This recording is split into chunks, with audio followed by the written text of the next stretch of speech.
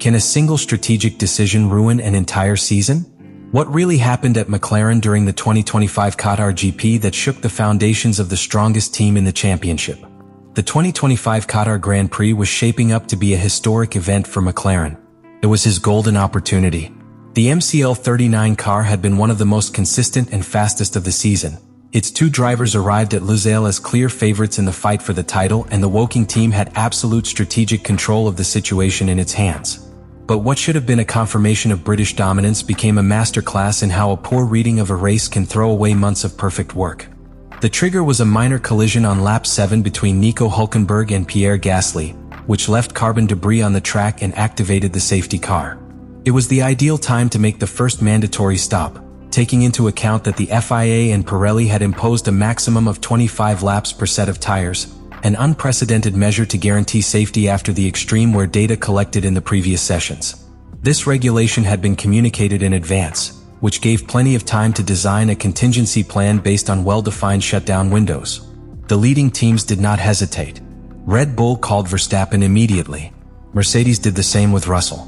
Even Ferrari, historically erratic in quick decisions, did not fail this time. But McLaren waited. He kept Lando Norris and Oscar Piastri out. The reaction from the radio was almost instantaneous.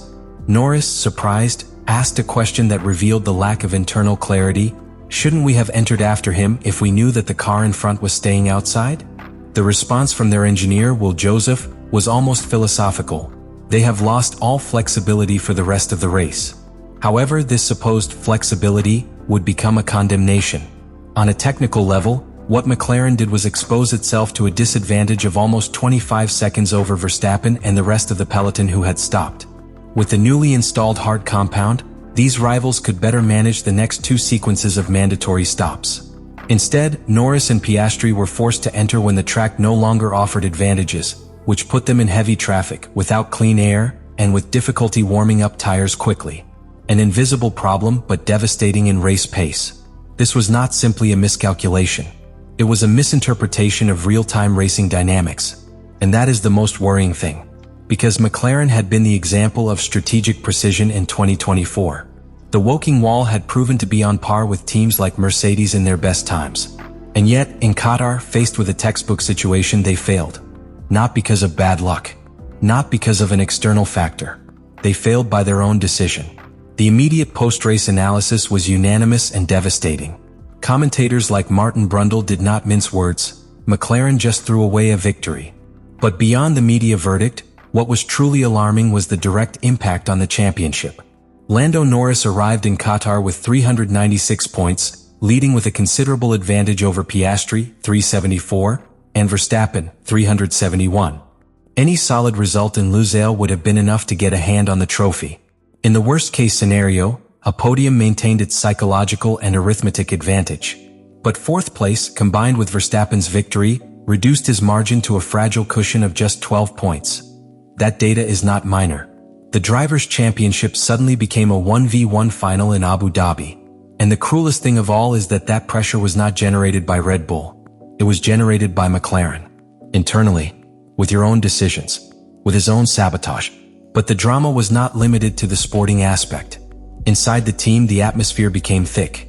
Because although the order to maintain positions between Piastri and Norris was not scandalous in its form, it was scandalous in its context.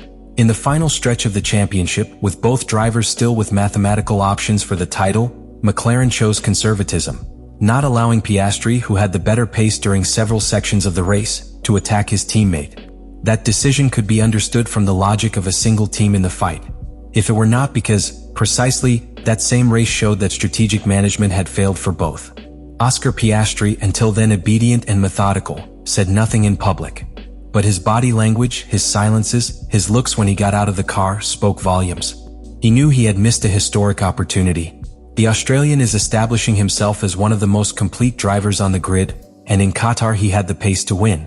By containing him, McLaren sacrificed not only a possible victory, but also the spirit of its second most competitive driver. An unnecessary risk in a sport that is won on the margins. From a management perspective, Andrea Stella now has an open front with two brilliant, young, ambitious, and injured drivers. Because although Norris remains the internal favorite due to results, experience and emotional bond with McLaren, Piastri is not a squire. It has never been. And in this race, it was clear that he doesn't want that role. On a technical level, the GPS data was clear. Piastri had more speed through the middle curve and better traction in sectors 2 and 3. If he had been given a free track, he could have reduced the gap to Verstappen, or at least maximized the result for the team. But the decision was different, and it was paid with time, points, and trust. The most worrying thing for McLaren is not what they lost in Qatar.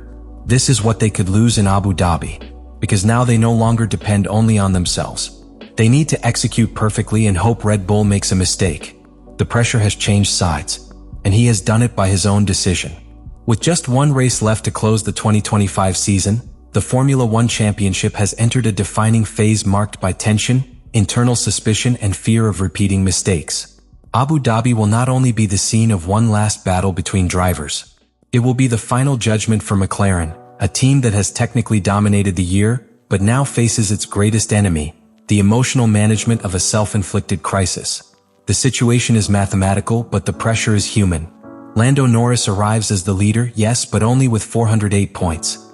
Max Verstappen, the eternal rival, was only 12 points behind after his victory in Qatar. And Oscar Piastri, injured but not eliminated, has 392. The margin is minimal. The mistake unforgivable. In this context, the Yas Marina stage becomes more than just a layout. It's a test of nerves. A real-time simulation of what it means to lead in modern Formula One. It's not enough to have the fastest car. You have to have the coldest mind and the most lethal strategy. And that, at this moment, is precisely what McLaren is not guaranteed. The most ironic thing is that, on a purely technical level, the MCL39 is still the most balanced car on the grid. Its performance in high-speed corners, clean traction out of hairpins, and excellent soft tire conservation make it a one-lap beast and a threat in long stints. But all that advantage can vanish if the team fails again in something as basic as a well-timed stop, or if communication between drivers and the wall continues to be contaminated by a lack of transparency and trust. Norris so far has handled the pressure well, but the ghosts of the past are very present. The moral defeat suffered against Verstappen in 2024, especially after the Las Vegas debacle, still weighs. And Qatar 2025 was an echo of that nightmare. If you lose a championship again due to team decisions, the psychological damage may be irreversible. Because it's not just about losing. It's about losing knowing that you yourself allowed it to happen. Piastri, for his part, now has nothing to lose. And that makes it extremely dangerous. In recent races he has shown a maturity inappropriate for his age. His pace in qualifying has been impeccable, and his consistency in the race has been devastating. If he has the pace to win in Abu Dhabi, will he obey a team order? Will he once again accept being second in a hierarchy that he no longer recognizes as fair? And on the other side, Verstappen, a predator that smells blood. His approach is surgical. You don't need to win with dominance. It is enough for him to be there at the right time, waiting for McLaren to fail again. Red Bull knows it. Gianpiero Lambiase knows it. And the most disturbing thing, Max knows it too. The three-time champion has not had the best season, but he arrives with what matters most at the moment: psychological boost and strategic clarity. In Qatar he not only won, he watched his rivals self-destruct while he executed with precision. The climax is served. 3 drivers, 1 title, and a team that must decide whether to redeem itself or sink under the weight of its own decisions. Abu Dhabi will no longer be just another race. It will be a battle for narrative, for legacy, and for emotional control of a story that is still being written. Abu Dhabi will not be just a race. It will be a final act. And all the spotlight will be on them. Norris, pursued by the shadow of a lost opportunity. Piastri, with the hunger of someone who wants to stop being a promise and become a champion. And Stella, forced to decide between protecting harmony or unleashing internal competition. Should McLaren prioritize Norris' title or allow both drivers to fight on equal terms? Is it fair that a decision from the wall decides who gets the glory? Leave me your opinion in the comments what you think about all this.